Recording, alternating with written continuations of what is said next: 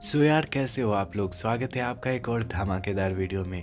तो आज मैं आपके लिए जो एक्सप्लेनेशन लाया हूँ उसका नाम है मून नाइट सीजन 1 एपिसोड 5।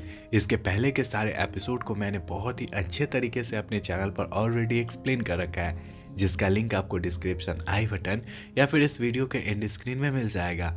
मेरी आपसे रिक्वेस्ट है कि आप इस वीडियो को देखने के बाद बाकी की सारी वीडियोस को देख लेना, ताकि आपको इस सीरीज से जुड़ी पूरी कहानियाँ अच्छे तरीके से समझ में आ सके। सो यार अब ज़्यादा देर ना करते हुए हम लोग सीधा इस वीडियो की एक्सप्लेनेशन की तरफ आगे बढ़ते हैं। तो गाइज, हमने पिछले एपिसोड में देखा था कि आर्थर हैरो की गोली से मार्क मर जाता है और जब इसकी आंखें खुलती है तब यह हॉस्पिटल में होता है। इसी हॉस्पिटल में इसकी मुलाकात स्टीवन से होती है। आगे स्टीवन और मार्क इधर उधर भाग रहे होते हैं कि तभी इनकी मुलाकात एक भैंसे या फिर हिप्पोपोटामस की शक्ल वाली एक औरत से होती है, जो इससे बात करना शुरू करती है। एपिसोड 5 की शुरुआत में इस जानवर की शक्ल वाली औरत और मार्क और स्टीवन के बीच में काफी देर तक बातें चलती है। यहाँ पर इन तीनों की बातों से हमें पता चलता है कि यह जानवर की शक्ल वाली जो औरत सामने खड़ी है उसका नाम तवारत है और ये औरतों और बच्चों की देवी है। यहाँ पर तवारत की बातों से इन दोनों को पता चलता है कि इन दोनों की मृत्यु हो चुकी है और ये दोनों अभी दुआत में खड़े हैं। बात करें फ्रेंड्स हम लोग दुआत की, तो इजिप्शियन माइथोलॉजी के अनुसार दुआत वैसी जगह होती है जहाँ पर मरने के बाद लोगों के कर्मों का हिसाब होता है। आगे तवारत की बातों से हमें पता चलता है क्योंकि ये अलग अलग पर्सनालिटी थे, इसीलिए इन दोनों को अलग अलग तरीके से ट्रीट किया जाएगा। इनके दिल को निकाल कर पलड़े पर रखा जाएगा और फिर एक पंख से तौला जाएगा। अगर इनके दिल वाला पलड़ा पंख से भारी हुआ तब इन्हें नर्क के बालू वाली आंधी में ढकेल दिया जाएगा, जहाँ पर ये दोनों सदियों सदियों तक बस एक मूर्त बने रहेंगे। और अगर इनका दिल हल्का हुआ तब इन्हें मोक्ष की प्राप्ति होगी। मौत वाली बात सुनकर मार्क को एकदम से गुस्सा आ जाता है और वह स्टीवन के साथ यहाँ से भागने की कोशिश करता है। सबसे पहले वह दौड़ते हुए एक दरवाजे को खोलता है, जिसके बाद वह अचानक से एक नाव पर पहुंचता है जो बालुओं पर तैरती हुई आगे बढ़ रही थी और जिसके चारों तरफ छोटे छोटे मूर्त बने हुए थे। बालुओं के ऊपर में चलने वाले नाव को देखकर मार्क समझ जाता है कि अभी वह आफ्टर लाइफ वाली दुनिया में है। इस बात को जानकर मार्क खुद को कोस रहा होता है कि तभी पीछे से तवारत और स्टीवन आ जाते हैं। यहाँ पर तवारत स्टीवन और मार्क के सीने से इसका दिल निकालती है और फिर इसके दिल को एक तराजू पर रखते हुए एक पंख से तौलने की कोशिश करती है, पर काफी देर तक तराजू के एक पलड़े पर दोनों दिल और दूसरी तरफ पंख रखने के बाद भी ये पलड़ा स्थिर नहीं हो पाता और बस हिलते रहता है, जिसे देखकर तवारत इन दोनों से कहती है, तुम दोनों के जिस्म एक है पर तुम दोनों अलग अलग तरीके से जिंदगी जीते हो, इसीलिए तुम दोनों का दिल अलग हुआ। तुम दोनों के दिल में सुकून नाम की चीज नहीं है। मुझे ऐसा लगता है कि तुम दोनों एक दूसरे से कुछ बातें छिपा रहे हो। अगर तुम दोनों मिलकर अपने अपने राज को एक दूसरे के सामने खोलोगे तब ये पलड़ा एक तरफ झुकेगा और तुम दोनों को मोक्ष की प्राप्ति होगी। इतना कहने के बाद तवारत इन दोनों को वापस से उसी जगह पर भेज देती है जहाँ से दौड़ते हुए कुछ देर पहले मार्क बाहर निकला था। यहाँ पर इस बार ढेर सारी खिड़की होती है जिसमें मार्क के अलग अलग मेमोरी होते हैं। जब पहली वाली खिड़की के पास मार्क और स्टीवन जाते हैं तो इन्हें जयकाल से लड़ते हुए मून नाइट, तो दूसरी खिड़की में 4000 साल पहले की खोंसू के द्वारा लाई गई रात वाली घटना इन्हें दिखाई पड़ती है। ये दोनों दौड़ते हुए एक दूसरे कंपार्टमेंट में पहुंचते जहां पर इन्हें बहुत सारे लोगों की लाश दिखाई पड़ती है। इतने सारे लाश को देखकर स्टीवन मार्क से पूछता है, क्या तुमने इतने सारे लोगों को मारा था? जिस पर मार्क हाँ में जवाब देता है। यहाँ पर स्टीवन इतने सारे लोगों की लाश को देख रहा होता है कि तभी इसकी नजर एक बच्चे पर पड़ती है जो दौड़ते हुए यहाँ से भागने लगता है। स्टीवन इस लड़के का पीछा करना शुरू करता है जिसे मार्क रोकने की कोशिश करता है।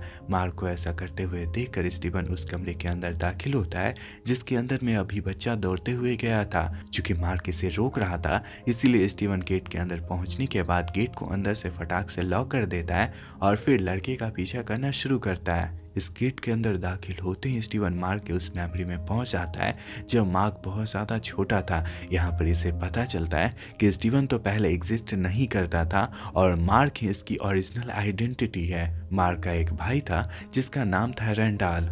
एक बार की बात थी, मार्क और रैंडल कहीं खेलने जाते हैं कि इसी क्रम में बारिश होने लगती है और ये दोनों खुद को छुपाने के लिए एक केव में चले जाते हैं। बाद में केव में पानी भरने लगता है और इसी में डूबकर रैंडल की मौत हो जाती है। चूंकि रैंडल के मौत के समय मार्क इसके साथ था, इसीलिए माँ रैंडल के मौत का कसूरवार मार्क को समझने लगती है और इससे नाराज होते हुए इसे हमेशा इग्नोर करने लगती है। लगातार कई सालों तक माँ के द्वारा इग्नोरेंस की वजह से माँ को एक मेंटल बीमारी होने लगती है और वह घर छोड़कर जाने लगता है, जिसे पिता रोकने की भी कोशिश करते हैं। आगे स्टीवन मार्क की और भी मेमोरी देखने की कोशिश करता है कि तभी मार्क इसके पास आकर इसे रोकने लगता है और इसे हाथापाई करना शुरू कर देता है। ये दोनों हाथापाई करते हुए एक रेगिस्तान में जाकर गिरते हैं। ये वही जगह थी फ्रेंड्स जहां से मार्क को खोंसू से मून नाइट की शक्ति मिली थी। ये उस दिन की बात थी फ्रेंड्स जब मार्क किसी के बहकावे में आकर लायला के पिता के साथ इजिप्ट के पिरामिड का खजाना लूटने गया था, पर किसी एक टीममेट के धोखा देने की वजह से लायला के पिता समेत सारे लोग मारे जाते हैं। केवल मार्क ही जख्मी हालत में बच पाता है और बड़ी सी स्टैचू के पास जाकर अपनी आखिरी सांसें गिन रहा होता है कि तभी कोई भारी आवाज में इससे कहता है, तुम्हारे जीने का जज्बा मुझे पसंद आया। मैं तुम्हारी जिंदगी बख्श सकता हूँ, साथ ही साथ मैं तुम्हें ढेर सारी शक्तियाँ भी दूंगा। अगर तुम मेरा अवतार बनोगे तो तुम्हें मेरे लिए काम करना होगा। तुम्हें उन लोगों को मौत के घाट उतारना होगा जो बुराई के रास्ते पर हैं और रात में काला धंधा करते हैं, गैर कानूनी काम करते हैं या फिर कोई बुरा काम करते हैं। बोलो, तुम रेडी हो जीने के लिए या फिर ऐसे ही मरना चाहते हो? क्या तुम मेरा अवतार बनोगे? चूंकि माँ के पास कोई और रास्ता नहीं था और वह अपनी आखिरी सांसें गिन रहा था, इसीलिए वो खोंसू का अवतार बनने के लिए रेडी हो जाता है। अगले क्षण हम लोग मार्क को देख पाते हैं जिसके बगल में खोंसू देवता खड़े होते हैं और अपनी शक्तियां इसे देते हुए इसे मून नाइट में कन्वर्ट कर देते हैं।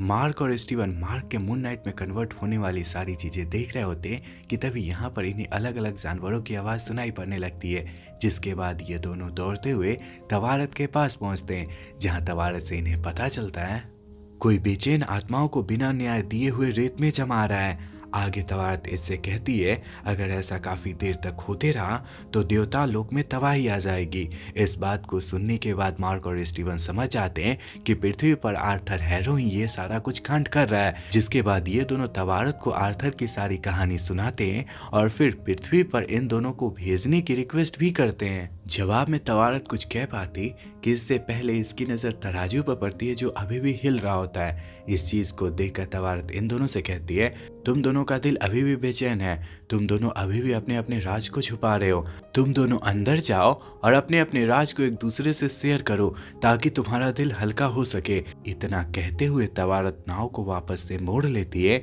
और फिर इन दोनों से कहती है, मौत के दरवाजे पर पहुंचने से पहले तुम दोनों का दिल या तो हल्का या फिर भारी होना चाहिए। अगर ऐसा नहीं हुआ तो नर्क के रेत वाले दरिंदे तुम्हारे पास आ जाएंगे और तुम्हें नर्क में खींचते हुए वहीं पर हमेशा के लिए कैद कर लेंगे या फिर पत्थर में तब्दील कर देंगे। इतना सुनने के बाद ये दोनों अंदर जाते हैं और फिर मार्क स्टीवन को अपने बचपन वाले मेमोरी के उस हिस्से में ले जाता है जहाँ पर पहली बार मार्क स्टीवन बना था, यानी पहली बार मार्क को मल्टीपल पर्सनालिटी डिसऑर्डर हुआ था। यहाँ मार्क के बचपन वाले मेमोरी को देखकर स्टीवन को पूरी तरह से भरोसा हो जाता है कि स्टीवन मार्क का बस एक इमेजिनरी फॉर्म है। आगे मार्क की हेल्प से स्टीवन मार्क के उस मेमोरी में जाता है जिस दिन मार्क के माँ की मृत्यु हुई थी। जैसा आपको पता है फ्रेंड्स, माँ रैंडल के मौत का जिम्मेवार मार्क को मानती थी, इसीलिए वह अपनी माँ से गुस्साया हुआ माँ के फ्यूनरल में जाता है और अपने शरीर में मौजूद स्टीवन को यह भरोसा दिलाता है कि इसकी माँ जिंदा है। फ्यूनरल वाली मेमोरी को देखने के बाद स्टीवन को यह भरोसा हो जाता है कि अब तक वह जिस माँ से बात करते हुए आया था वह असल दुनिया में एग्जिस्ट ही नहीं करती है, बल्कि वह कब का डेथ कर चुकी है और माँ से बात करने वाली जो भी इंसिडेंट इसके साथ हुए हैं वो बस इसका एक वहम है। यहीं पर मार्क अपने पास्ट के बारे में स्टीवन को बता रहा होता है कि तभी इन दोनों के नीचे की जमीन अपने आप कांपने लगती है। जिसके बाद ये दोनों दौड़ते हुए तवारत के पास पहुंचते हैं। यहीं पर तवारत से इन दोनों को पता चलता है कि इनका तराजू लगभग अब बैलेंस होने वाला है और नर्क के रेत वाले दरिंदे इन दोनों पर आक्रमण करते हुए इन दोनों को अपने साथ लेकर जाना चाहते हैं। तवारत की बात सुनने के बाद ये दोनों कुछ कर पाते कि इससे पहले नर्क के रेत वाले दरिंदे इसके नाव पर आ जाते हैं और इन दोनों पर हमला करना शुरू कर देते हैं। यहाँ पर मार्क अपने बाहुबल के जोर से इन सारे दरिंदों से लड़ना झगड़ना शुरू कर देता है, पर काफी देर तक लड़ने झगड़ने के बाद आखिरकार मार्क कमजोर पड़ने लगता है, जिसे देखकर स्टीवन को बहुत ज्यादा गुस्सा आ जाता है और वह एक डंडा उठाते हुए इन सारे नर्क के रेत वाले दरिंदे पर हमला करना शुरू कर देता है। यहाँ पर हम लोग मार्क, स्टीवन और दूसरी तरफ नर्क के सारे दरिंदे को लड़ते हुए देख पाते हैं। यहाँ पर इन सारे लोगों में काफी देर तक हाथापाई चलती है। इसी हाथापाई में नर्क वाले रेत के दरिंदे मार्क को पकड़कर घसीट रहे होते हैं कि तभी स्टीवन इसके पास आता है और इस दरिंदे से लड़ना झगड़ना शुरू कर देता है। इसी क्रम में नर्क का रेत वाला दरिंदा स्टीवन को अपने साथ नीचे लेकर चला जाता है। नाव से नीचे गिरने के बाद स्टीवन खुद को बचाने की कोशिश करता है, पर नाव आगे बढ़ते जाता है और स्टीवन यहीं पर रेत में जम जाता है। आगे हमारी नजर तराजू पर पड़ती है जो पूरी तरह से बैलेंस हो चुका होता है। इस चीज को देखकर तवारत मार्क को एक नई जगह पर भेज देती है जहां पर ढेर सारी ऑरेंज रोशनी होती है। वेल गाइस, ये नई जगह कौन है, इसकी कहानी तो अगले एपिसोड में दिखाई गई है जो मैं कुछ देर बाद अपलोड करने वाला हूँ। अगर आप आगे के एपिसोड को देखना चाहते हो तो कमेंट में नेक्स्ट टाइप कर देना। बात बाकी अगर आपको ये वीडियो अच्छा लगा है तो इस वीडियो को लाइक कर हमारे चैनल को ऑल बेल नोटिफिकेशन के साथ सब्सक्राइब कर लेना ताकि आपको वीडियोस की नोटिफिकेशन मिलती रहे और मुझे आपका दिल से सपोर्ट।